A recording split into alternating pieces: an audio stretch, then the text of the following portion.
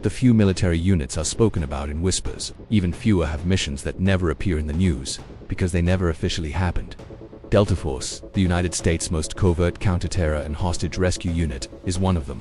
Today you're going inside. How they're selected, how they train, what they endure, and the secrets that turn ordinary men into living weapons. Stay till the end, because the final truth is something even soldiers don't talk about. Welcome to Elite Forces Explained. This is the untold story of Delta Force. Will reveal the brutal selection, psychological breaking, mind conditioning, why even SEALs and Rangers fear this program, and the missions the world never heard about. Let's begin at the place where Delta Force is born. Fort Bragg. Section 1. The invitation. Delta Force doesn't recruit openly. You don't apply. You are noticed. If your name appears on their radar, you receive a simple message. You are invited to attend selection. No rank mentioned. No guarantee. Just a chance. Thousands of the best, from Army Rangers, Green Berets, SEAL team members, Marines, CIA paramilitary operatives. But here's what nobody tells them. 80 to 90% will fail. Not because they're weak, but because Delta selection isn't testing their strength. It is testing their soul. Section 2. The Land Navigation Test. The first phase takes place in the Appalachian Mountains. Candidates are given a compass, a map, a distance, a number, then they are told, go. No route, no checkpoints, no guidance, just a time window. This phase is silent, literally. No instructors yelling, no encouragement. Just endless terrain and exhaustion.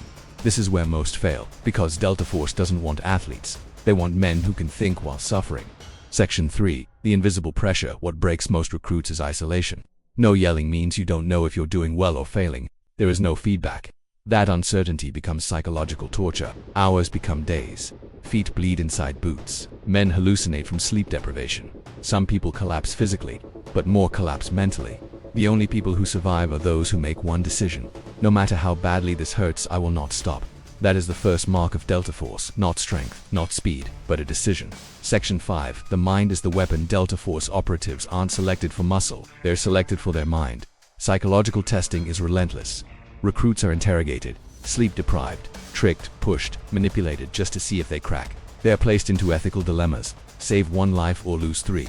Follow orders or violate your conscience. There is no right answer. The goal isn't obedience, it's judgment.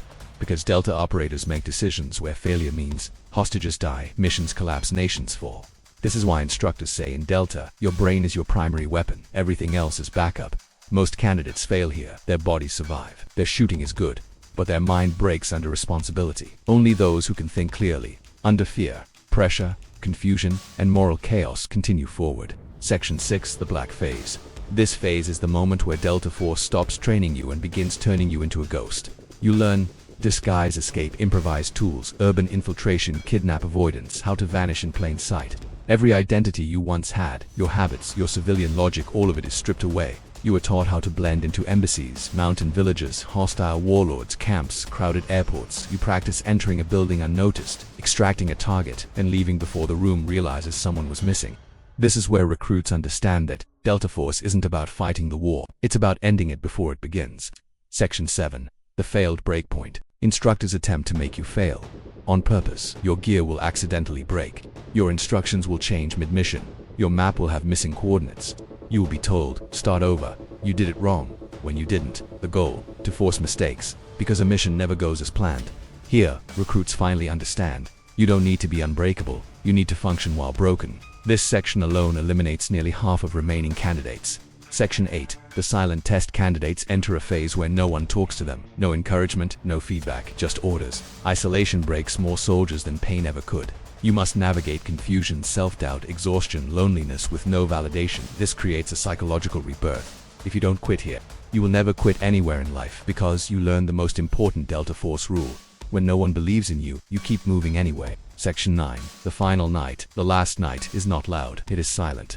Candidates are woken at 2 a.m. blindfolded, driven into the dark, and forced to navigate obstacles without direction.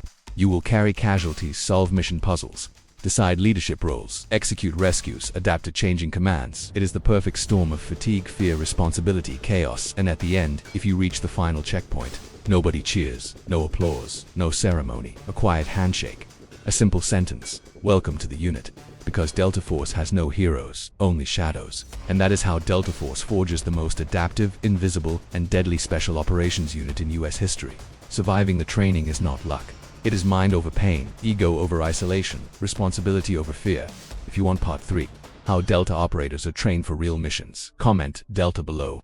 This is Elite Forces Explained. Subscribe for more hidden military stories.